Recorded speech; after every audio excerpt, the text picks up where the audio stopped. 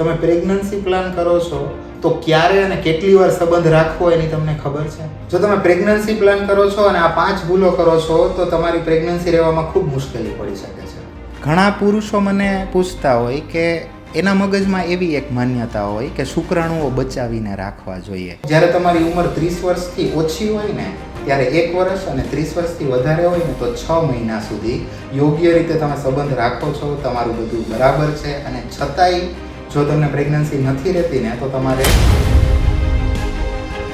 આખો દિવસ લેપટોપ ખોળામાં રાખીને કામ કરતા હોય.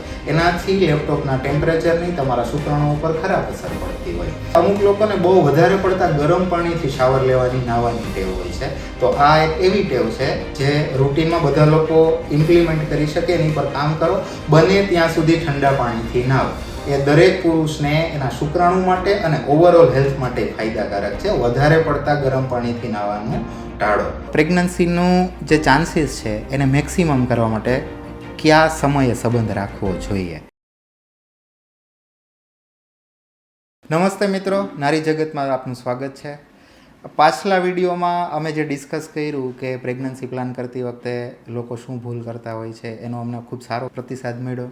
લોકોએ ઘણા બધા પ્રશ્નો પૂછ્યા અને મોટાભાગના લોકોનું કહેવાનું એવું હતું કે હજી થોડું ડિટેલમાં સમજાવો. તો હું છું ડૉક્ટર પ્રતિક ભાડજા અને આજે આપણે આ મુદ્દાની છણાવટ બહુ ડિટેલમાં કરશું કે પ્રેગ્નન્સી પ્લાન કરતી વખતે કપલ શું ભૂલ કરતા હોય છે. જનરલી જ્યારે એક કપલ માતા પિતા બનવાનું નક્કી કરે ત્યારે એ એના જીવનનો બહુ સુંદર નિર્ણય હોય છે. ઘણા બધા સપના હોય, ઘણી બધી અપેક્ષાઓ હોય, પણ જ્યારે આ વસ્તુમાં વાર લાગે, ધાર્યા પરિણામ ના મળે ત્યારે લોકોની ચિંતા વધી જતી હોય છે કે આવું કેમ થાય છે. એટલે લોકો મને પૂછતા હોય કે સાહેબ જલ્દી પ્રેગ્નન્સી કઈ રીતે રહે, પ્રેગ્નન્સી રહેવામાં વાર ના લાગે, તો એવી વસ્તુ કયો ને. તો આપણે આજે આ વસ્તુ ડિસ્કસ કરશું કે પ્રેગ્નન્સી પ્લાન કરતી વખતે કપલ કઈ 5 ભૂલ કરતા હોય છે જે આમ સામાન્ય છે, પણ જો એની ઉપર ધ્યાન દેવામાં ના આવે ને તો લાંબા સમયે એ તમારી પ્રેગ્નન્સીને ડિલે કરે, પ્રેગ્નન્સી ના રહે અને અમુક કિસ્સાઓમાં એ ગંભીર પરિણામ લઈ આવે એવી શક્યતાઓ હોય છે. સૌથી પહેલી બાબત છે ને એ ટાઈમિંગ, એટલે કે પ્રેગ્નન્સીના પ્લાનને, પ્રેગ્નન્સીનું જે ચાન્સીસ છે એને મેક્સિમમ કરવા માટે કયા સમયે સંબંધ રાખવો જોઈએ. એમાં ઘણી બધી ગેરમાન્યતાઓ પ્રવર્તતી હોય છે. અમુક લોકો એપ્લિકેશન ટ્રેકરનો ઉપયોગ કરતા હોય છે, અમુક લોકો તારીખ જોઈને નક્કી કરતા હોય છે. જનરલી સાદી ભાષામાં કહું ને તો જે બેનના પીરિયડ 28 દિવસે આવતા હોય ને તો 14મા દિવસે બીજ છૂટું પડતું હોય. તો એનો મતલબ એવો નથી કે 14મા દિવસે જ સંબંધ રાખવો. જનરલી આ બહુ વિચારવા જેવી વાત છે કે ખાલી મહિનામાં એક જ વખત સંબંધ રાખવાથી પ્રેગ્નન્સી રહી જાય એવું નથી હોતું. એટલે જે બીજ છૂટું પડવાનો સમય છે ને એની આજુબાજુના પહેલાંના 3-4 દિવસ, પાછળના 3-4 દિવસમાં સંબંધ રાખવો જોઈએ. આ એક વસ્તુ એવી છે કે લોકો ધ્યાનમાં નથી લેતા. અને અમુક લોકો મારી પાસે આવે ને તો એમ કે અમે 1 વર્ષથી ટ્રાય કરીએ છીએ પણ પ્રેગ્નન્સી કેમ નથી રહેતી. પછી જ્યારે અમે ડિટેલમાં પૂછીએ ને એને ત્યારે ખબર પડે કે જે આ કામના દિવસો છે, જે સમય દરમિયાન બીજ છૂટું પડવાનું છે ત્યારે તો તમે જોડે હતા જ નહીં, અને પછી મનમાં એવું લાગ્યા કરે કે આપણે આટલા ટાઈમથી ટ્રાય કરીએ છીએ, પ્રેગ્નન્સી રહેતી નથી. ખરેખર જે એકચ્યુઅલ ટ્રાય છે એ તો કરી જ નથી હોતી તમે લોકોએ. ઘણા પુરુષો મને પૂછતા હોય કે એના મગજમાં એવી એક માન્યતા હોય કે શુક્રાણુઓ બચાવીને રાખવા જોઈએ. આ જે ઇન્ટરનેટ દ્વારા અમુક જે નોન સાયન્ટિફિક, જે ગેરવૈજ્ઞાનિક માન્યતાઓ છે એમાંની એક માન્યતા છે કે આપણે શુક્રાણુ સાચવીને રાખવા જોઈએ. એટલે એ માત્ર એવું માને કે જ્યારે બીજ છૂટું પડે ત્યારે એક વખત સંબંધ રાખવો જોઈએ, એના સિવાય શુક્રાણુઓ વપરાવા ના જોઈએ. ખરેખર આ ખોટી માન્યતા છે. જ્યારે એવું થાય કે લાંબા સમયથી શુક્રાણુઓ વપરાણા જ ના હોય તો ત્યારે એની મોટિલિટી, એની હલનચલન કરવાની ક્ષમતા છે ને એ ઘટી જતી હોય. એને લીધે એની જે બીજને ફલન કરવાની જે ક્ષમતા છે ને, જેને ફર્ટિલાઇઝેશન કહીએ, એની ઉપર ઇફેક્ટ આવતી હોય. એટલે માત્ર એક જ વખત સંબંધ રાખવો એવું પણ નહીં, અને શુક્રાણુઓ બચાવવાથી એવો કોઈ ફાયદો વૈજ્ઞાનિક રીતે થતો નથી. એટલા માટે મેં જેમ સમજાવ્યું એમ બીજ છૂટું પડે એની આજુબાજુના 3-4 દિવસોમાં સંબંધ રાખવો જોઈએ. બીજી એક ભૂલ જે સામાન્ય રીતે લોકો કરતા હોય ને એ છે કે જે પુરુષનું જે હેલ્થ અને એના પેરામીટર્સ છે ને એને આપણે ટોટલી ઇગ્નોર કરીએ છીએ.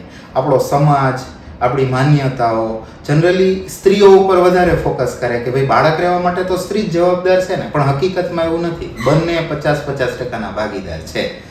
પણ પુરુષોનું જે કોઈ વર્કઅપ થવું જોઈએ, જે એની હેલ્થ ઉપર જે ધ્યાન દેવાવું જોઈએ એ નથી દેવાતું.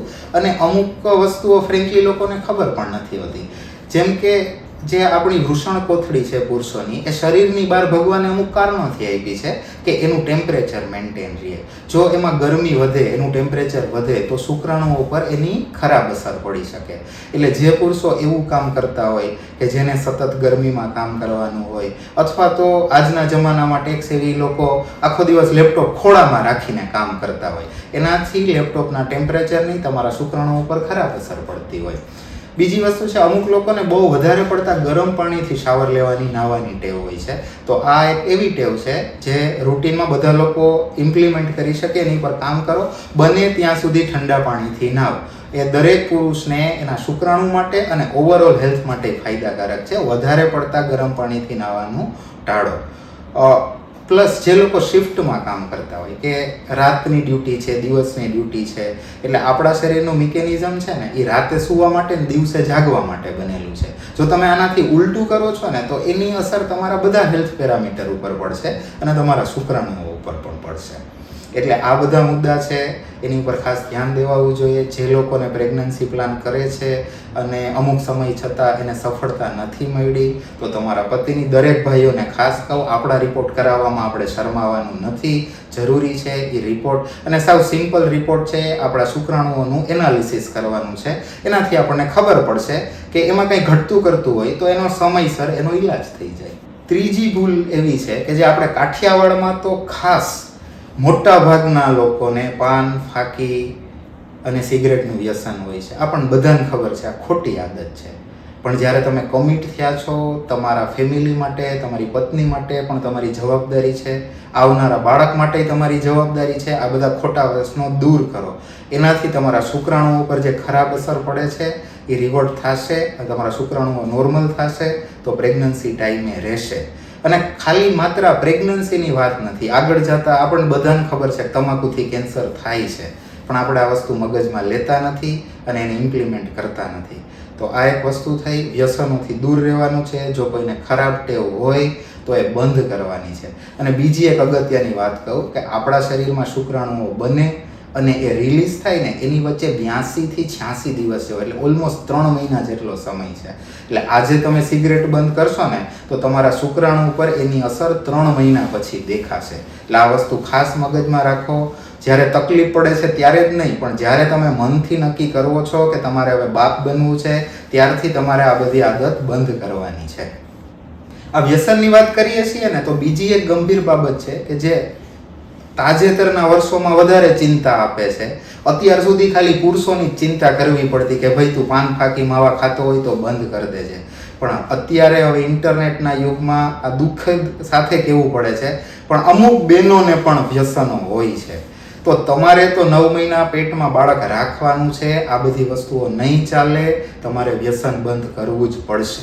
આ બધું હું એટલે કહું છું કે મારા ખુદના અનુભવ છે. ઘણી વખત ઓપીડીમાં સારા ઘરના બહેનો આવતા હોય, એજ્યુકેટેડ હોય, અમારી સાથે બધી વાત થતી હોય મેડિકલ વર્કઅપના ભાગરૂપે, એટલે લોકો અમને કહે કે સાહેબ મને વ્યસન છે. જનરલી બહેનોમાં વ્યસનનું પ્રમાણ આમ ઓછું છે, પણ હવે આવું જોવા મળે છે. પણ અમને ખુલીને કહે કે સાહેબ મને આ વ્યસન છે, મારા ઘરે ખબર નથી, મારા હસબન્ડને ખબર નથી, પણ મને આવી આદત છે. ત્યારે દુઃખ થાય. અમે ત્યારે બેનને પસ્તાવો થતો હોય કે હવે આ ભૂલ થાય છે ને એનું પરિણામ ભોગવવું પડે છે. અમારાથી તબીબી રીતે જેટલા પણ પ્રયત્નો થઈ શકે, જેટલી મદદ થઈ શકે એટલું કરતા હોય છે. અને ડી એડિક્શન એટલે આ બધું બંધ કર્યા પછી લોકોને સારા રિઝલ્ટ પણ મળતા હોય છે. એટલે આ એક ખાસ મહત્ત્વની બાબત છે. ખાલી માત્ર સંતાન પ્રાપ્તિ માટે નહીં, તમારી આખી જિંદગીના સ્વાસ્થ્ય માટે જરૂરી એવી બાબત છે. વ્યસનોથી દૂર રહેવું જરૂરી છે. એટલે જે લોકોને વ્યસન છે એના માટે જાગ્યા ત્યારથી સવાર ચિંતા નથી કરવાની. સૌથી પહેલાં વ્યસન બંધ કરી દેવાનું છે, પછીના બધા રસ્તા તબીબી રીતે શક્ય છે. ચોથી વસ્તુ જે કહું ને તો આજનો જે ફાસ્ટ લાઈફસ્ટાઈલનો જમાનો છે ને, પહેલાંના જમાનામાં આપણા બાપ દાદાને કોઈ ચિંતા નહોતી.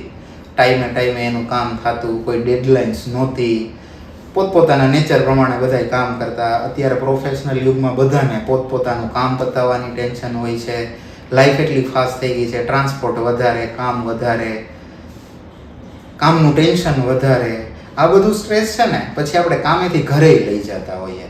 એટલે જ્યારે આપણે સંતાન માટે વિચારીએ છીએ, પ્રેગ્નન્સી માટે પ્લાન કરીએ છીએ, ત્યારે આની અસર આવતી હોય આ સ્ટ્રેસની. એટલે કુદરતે જે પ્રક્રિયા આપી છે, જે અનાદિકાળથી ચાલી આવે છે, એને આપણે સ્ટ્રેસ લઈને બગાડીએ છીએ. અને એને લીધે પછી પરફોર્મન્સ એન્ઝાયટી આવે. ઘણા ભાઈઓ મને ખુલીને કહે કે સાહેબ તકલીફ પડે છે, આખા દિવસની ચિંતા પછી પરફોર્મન્સમાં ઇસ્યુ આવે છે. એટલે આની ચિંતા નથી કરવાની. એક વખત તમે નક્કી કરો છો કે તમારે સંતાન જોઈએ છે તો મળશે, પણ આ કોઈ એવી પ્રક્રિયા નથી કે જે ચેકલિસ્ટમાં ટીક મારી દીધું કે હા બસ સંબંધ રાખ્યો. એવું નથી કરવાનું. આની કોઈ ચિંતા નથી કરવાની, એનું સ્ટ્રેસ નથી લેવાનું. સ્ટ્રેસ આવતું હોય તો તમારા ડૉક્ટરને મળો, ખુલીને ડિસ્કસ કરો. સ્ટ્રેસ ઓછું કરવાના ઘણા બધા રસ્તા હોય અને રસ્તો નીકળશે. માટે ખાસ ચિંતા કરવાની નથી. સંતાન મળશે એના ટાઈમે એનું કામ થશે. અને છેલ્લો ને ખાસ અગત્યનો મુદ્દો કે જનરલી આ બધી પ્રક્રિયાઓમાંથી પાસ થયા પછી બધું ધ્યાન રાખીએ છીએ, કોઈ આપણને જૂની બીમારી નથી, કોઈ આદત નથી ખોટી, છતાં અમુક કપલ એવા હોય કે જેને ટાઈમે પ્રેગ્નન્સી નથી રહેતી. તો જ્યારે તમારી ઉંમર 30 વર્ષથી ઓછી હોય ને ત્યારે 1 વર્ષ અને 30 વર્ષથી વધારે હોય ને તો 6 મહિના સુધી યોગ્ય રીતે તમે સંબંધ રાખો છો, તમારું બધું બરાબર છે. અને છતાંય જો તમને પ્રેગ્નન્સી નથી રહેતી ને તો તમારે મેડિકલ એડવાઇસ લેવી જોઈએ, ડૉક્ટરની સલાહ લેવી જોઈએ. સારવારની જરૂર છે કે નહીં પછી નક્કી થશે, પણ પહેલાં સલાહ લેવી જરૂરી છે. એટલે બહુ મોડું નહીં કરવાનું. ઘણી વખત અમે જોતા હોઈએ કે બેનની ઉંમર 40 વર્ષ હોય, ભાઈની ઉંમર 42 વર્ષ હોય, લગ્નને 15 વર્ષ થઈ ગયા હોય, પણ ક્યારેય ડૉક્ટર પાસે ના આવ્યા હોય. કેમ તો કે અમને એમ હતું કે થઈ જશે ને સાહેબ, બીજી કોઈ તકલીફ નથી.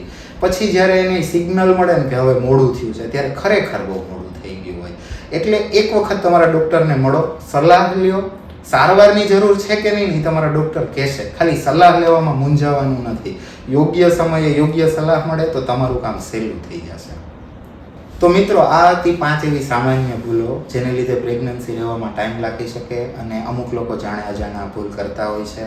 તો જો તમને આ રિલેટેડ કોઈ પણ મૂંઝવણ હોય, હજી કોઈ સમસ્યાઓ કે એવા કોઈ પ્રશ્નો તમને મૂંઝવતા હોય તો તમે કમેન્ટ કરી શકો છો અથવા તો અમારી ટીમનો કોન્ટેક્ટ કરી શકો છો. અમે આવતા વિડીયોમાં એને લગતી માહિતી આપવાનો પ્રયત્ન કરશું. અને તમે જો આવા ફીડબેક્સ અમને આપશો તો અમને ગમશે અને લોક ઉપયોગી માહિતીને અમે સાચી અને સરળ રીતે તમને આપી શકીએ એવો અમારો પ્રયત્ન રહેશે.